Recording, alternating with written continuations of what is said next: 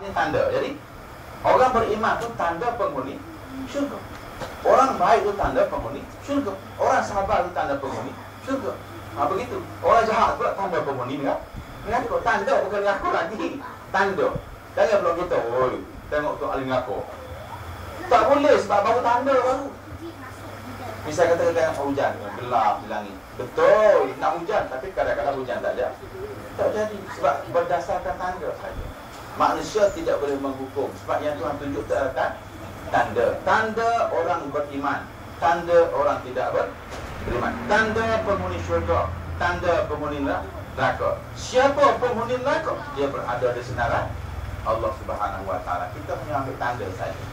Sebab tu jangan judge orang sebab kita tak tahu senarai nama siapa. Tanda sahaja Allah hantar kepada kita. Tanda orang nak mati. Ada kadang-kadang tak jadi mati. Tak jadi mati. Tanda mati. Tanda apa ni, lama mati. Tu mati pun ada. Ada orang pergi melawat abang dia sakit. Hak sakit sihat, hak pergi mati. Pun ada juga. Dia nak pergi melawat orang sakit, dia mati. Orang sakit sihat, hak sihat mari melawat dia. Pun ada juga. Sebab tanda saja. Dia boleh berubah bila-bila masa. Dia boleh berubah. Dan kata dia tadi apa tadi? Selama muka diam ke segala halmu kau maju dan tuntut atas wajah sebab itu bahawa engkau lihat akan jatuh barang yang kau kehendaki akan dia lazim padanya tiada terurai ya kerana sebab itu barang yang lazim daripada Adam. Sebab tu sendiri makhluk. Doa tu sendiri usaha kita. Dan usaha kita baru.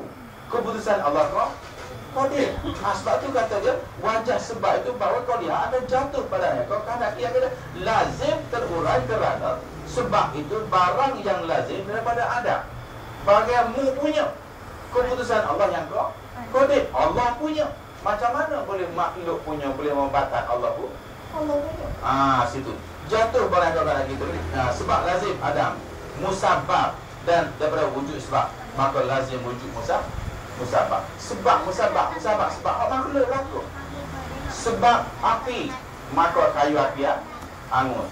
Jadi kayu api pun makhluk, hak bakar tu pun makhluk. Jadi dua-dua makhluk berlaku. Maka kalau Tuhan kata tidak terbakar, dia tetap tidak terbakar. Api sebab kepada terbakar dan terbakar sebab api. Jadi api pun makhluk, berlaku terbakar pun makhluk. Jadi bila Allah turun kuasa dia, api pun yang tidak terbakar. Doa kita tu, usaha kita dan makbul hak berlaku tu pun hak Allah. Macam mana boleh berubah? Maka sebab tu doa kita tidak memberi bekas. Kalau doa memberi bekas, bermakna Allah bersifat dengan berhajat. Sebab tu kita belajar Allah bersifat dengan istighna. Kalau nak masuk surga, kena minta dulu. Bermakna Allah bersifat dengan ikhtikar, berhajat kepada doa. Maka sebab tu doa kita bertukar menjadi ibadat. Semayang kita bertukar menjadi ibadat. Janganlah kita tak faham benda-benda gini. Sebab Allah bersifat dengan qadim. Bila qadim, keputusan dia sudah berlaku. Jadi ibadat kita baru. Bila baru bermakna tidak memberi bekas. Keputusan Allah qadim. Maka qadim adalah azali. Dan benda azali tidak boleh memotong benda yang baru, dia kekal. Contoh beginilah. Saya sekarang sedang berusaha keras supaya nak mengurangkan umur mak saya lebih muda daripada saya. Tengoklah kalau berjaya. Berjaya ke tidak? Sebab apa? Mak tu qadim dulu daripada kita kan. Bagaimana kita nak potong mak kita dari segini sebab pada umur? Tak boleh. Mak saya dengan saya tua saya setahun. Boleh ke tak? Tak boleh. Keputusan Allah tu qadim. Kita ni hadis. Jadi hadis tak ada potong ya. Yang qadim. Keputusan dia sudah berlaku neraka. Kita nak tukar surga boleh tak? Tak boleh. Tuhan sudah cakap, aku tidak bercakap bohong. Walau syi'na la'ataina kulla nafsin hudaha walakin haqqal qawlu minni. Aku dah berjanji tak boleh ubah, apa boleh buat kata dia. Kalau aku nak boleh kata dia, tapi aku orang yang tidak bercakap bohong. Walakin haqqal qawlu minni. Aku bercakap benar. La'amla'anna jahannama jannat wan nasiat Ismail, aku sudah berjanji separuh syurga, separuh neraka. Kalau nak masuk syurga belaka tak boleh. Kata Tuhan, aku janji dah separuh masuk neraka, separuh masuk syurga. Ada orang dakwah, dia kata apa? Andai kata kalau kita berdakwah seorang satu, nascah tidak ada orang yang tidak beriman, kepala otak dia. Tuhan sendiri sudah cakap, aku sudah berjanji separuh hamba aku dalam neraka, separuh dalam syurga. Macam mana pendakwah boleh berubah? Sudah sebab tu sungai tauhid. Kita dia kata dia, kalau semua keluar dakwah belakang, nascah beriman belakang manusia. Nascaya lagi. Kedua bagi dia, walau syi'na la'ataina kulla nafsin huda. Kalau aku nak, aku boleh bagi hidayah belakang. Walakin haqqal qaul minni, tetapi aku bercakap benar, la'amla'anna jahannama minal jinnati wan nasi ajma'in. Akan aku hukuman ke dalam neraka jin dan manusia. Bermakna dakwah tidak memberi berkat. Ni dah, siapa tak dakwah, nascaya ramai orang kafir. Besok dia komplain, dia bangkit besok, kenapa tak dakwah saya? Tu dia. Ni dia nama dia ajaran sesat.